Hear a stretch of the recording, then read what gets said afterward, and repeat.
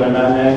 I know that Ken and Jeannie were there with me soaking it up today. So did you change shoes and socks? This is my informal dress. Not everyone knows you're wearing gold with a thong underneath that. Yeah. Too much? Too soon? It's a tough one, man. Good afternoon. We're here to honor systematically and over-emphatically a dear friend of ours. What's his name? John Leonard. And I get to go first. So we're going to talk a little bit about our experiences with John. If you haven't met John, it's really great to get an understanding of the man. As a person, his mind works much like a Rube Goldberg machine, in which the most mundane element will be fascinatingly turned and twisted and adjusted in a way that you will just follow through like a child until you have a very satisfying conclusion. And in the same way, you could do the equivalency of a Monet painting, which is with an incredibly complex idea to simplify from far, where you could look at it, and if you don't have very much going on in your head, you could kind of ignore it and go, oh, that was just something, and let it go away. But if you spend any time discerning it, you would look at huge amounts of complexity. John is a real gentleman and a strange and fascinating man to hang out with. I have to say, some of my best breakfasts in the world have been with John, while he's busy recording in V format, whatever restaurant we go. Judas Kiss, 1998. The first time that I heard sound effects that were purely acoustic on a Broadway stage, and totally manipulated by a human being, an operator who was fascinated to be there, who would love to be here today, Clay Stewart, who sends you his love and his respect. It blew my mind, and I took that moment in the theater and used it to twist myself for the world premiere of David Ives' Lives of the Saints, or Polish Joke, where I had two Foley operators who were doing both acoustic and acoustic engineering at the same time off stage, creating all of the props and all the scenery for the show. I had that same experience again during the chairs, when John was doing things technologically that I could barely understand, but the audience was totally enraptured by, and probably clueless to about half of it. But if you had been there, you would have been blown away. So that's my moment in the sun to talk about him. Let me pass the microphone on to Christopher Cronin.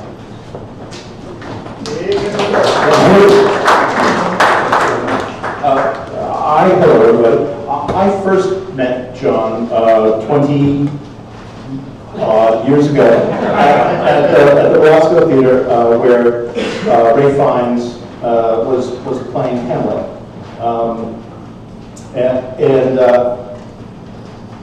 incidentally, my wife was interning for the Dodgers at that point.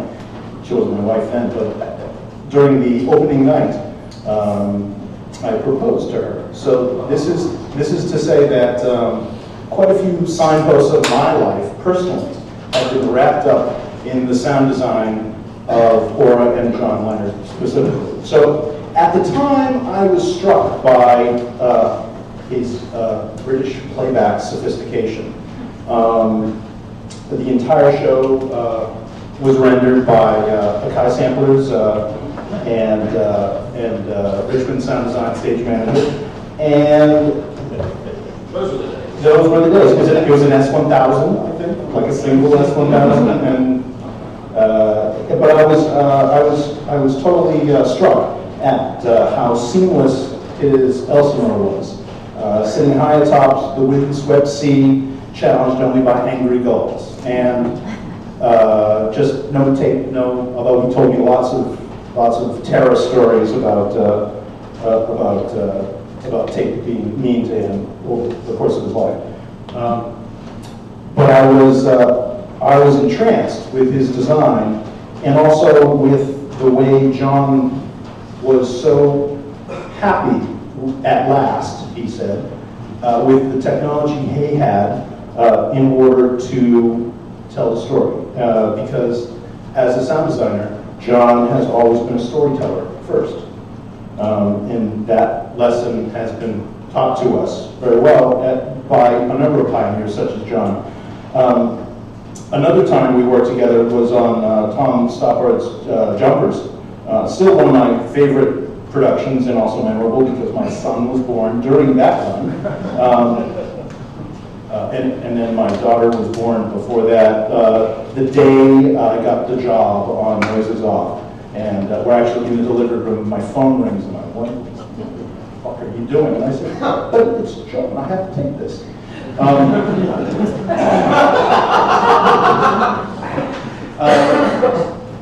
But getting back to Tom Stoppard, only a committed storyteller such as John holds such esteem in the community that when we were trying to sort out the package for Jumpers, John rang me and said, look, tell the folks at Mask, I will actually personally get Tom Stoppard to come do the sweeping up at the shop one day if I can only have this, 10 more UPAs or whatever it was at the time. And so fast forward, they did. Fast forward, and a few years later I was doing another gig, and I relayed this story to Tom Stoppard. And when I said, and John said, you would come do the sweeping up at Mask, he looked at me and he said, well, yeah, I probably would have, but only if John had come too. So with that, it's my great pleasure to introduce a former member of John's Aura sound design team, one of the first sound design collectives. So Broken Chord and Acme owing lots to Aura. Here it is, John Owens.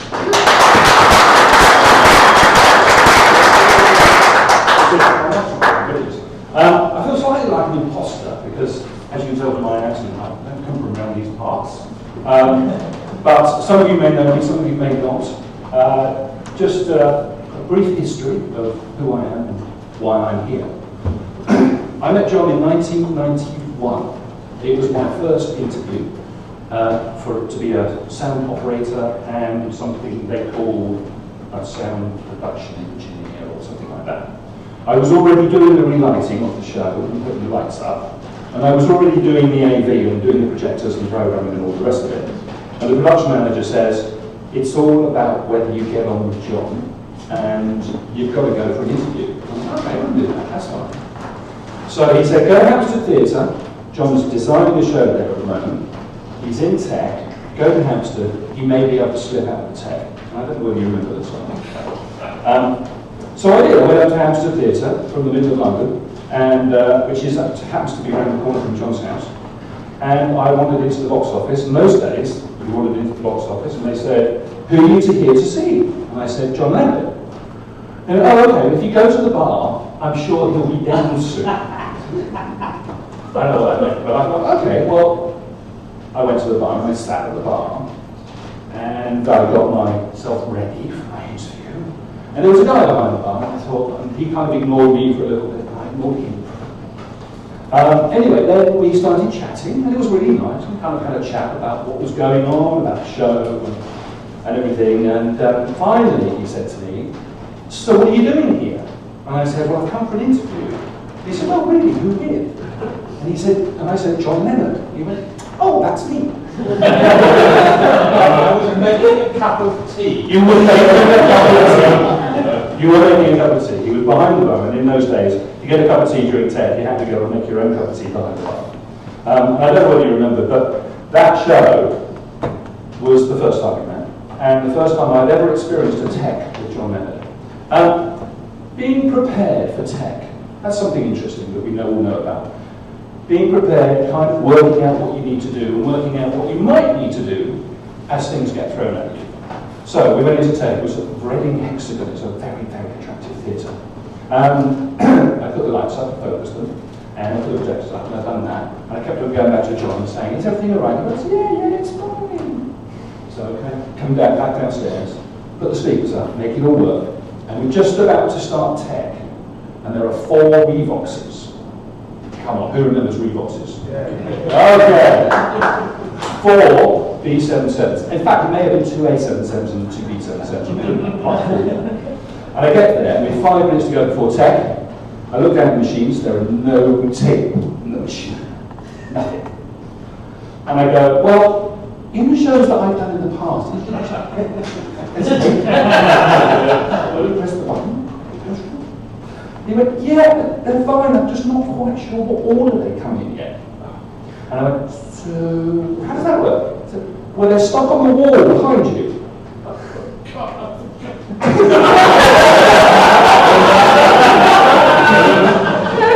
The short queues, the long queues were on separate windows, but the short queues were stuck on the wall behind you.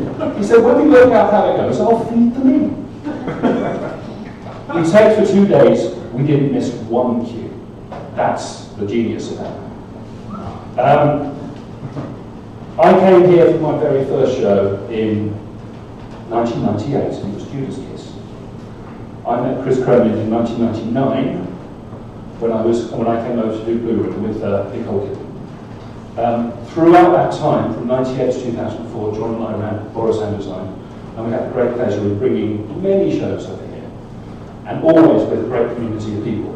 But that great community of people is enhanced, but also enabled by John Leonard, I think. He brings a certain gentlemanly attitude to everything that I think is very rare these days, and was very rare when I started. So thank you to this community for honouring John Leonard, who is my friend, my mentor, and was my best man, by the way. So can you all raise your glasses, please? And take this opportunity to, oh, by the way, Jim Van Burns just dropped my wine.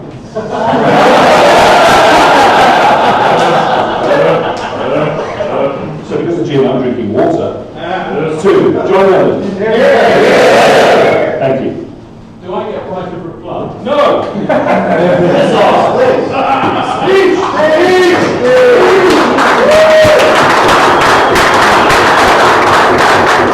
It's going to be very brief. The reason that all the queues were stuck on the wall, I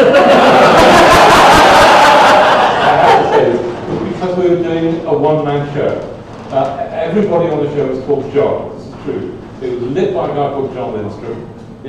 John Owens was doing everything that nobody else was doing. I was doing the sound, and the talent was a guy called John Sessions.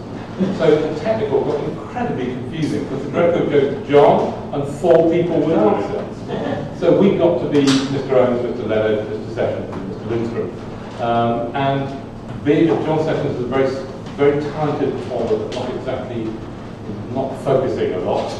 So we didn't know what order the show was going to be done in, so that's why the cues were, short little applause cues and music strings were on the wall until he decided how he wanted to do it, and it was quite good to show.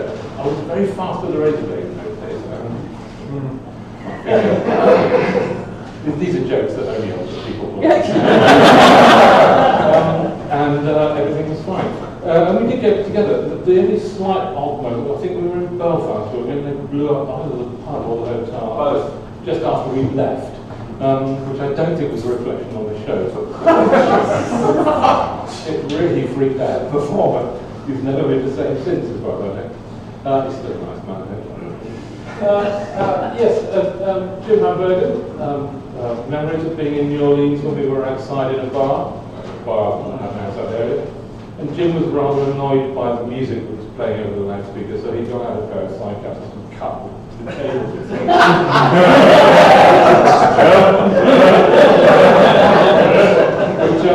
the perfect thing to do, and something I have done myself on many occasions since.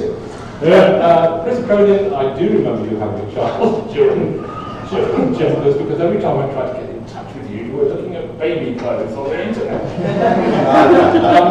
But these are the people, when you'll see, if any of you read Live Design magazine online, I do an article every now and then. There's one coming up about production sound engineers. And in it, there is a little story about the first time I ever, no, it wasn't the first time I ever did a show on Broadway, the second time I ever did a show on Broadway.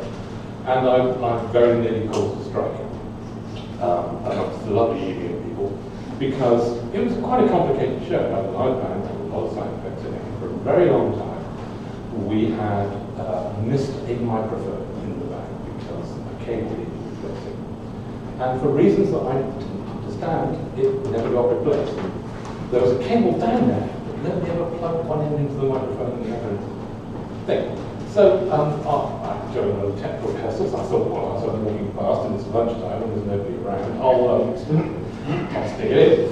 So when I came back, and my operator was around me to the campsite and said, I've managed to persuade the crew not to boycott this production. And I said, why? So we did two things that you really shouldn't have done. The first thing is that you really shouldn't have put that cable in. Really shouldn't have done that. The second and far more important thing was you really shouldn't have done it during a lunch break. And I said, I'm really sorry, I didn't understand. He said, no, that's how I got you out of it. I said, what do you mean? He just said, well, I told him you were an ignorant Brit who didn't know any better. And he went, okay, that's fine. And we carried on as normal. And it was a very good show, although for some other bizarre reason, I never quite worked out. It didn't have my name on it. But some years later, you do have some strange ways, you Americans.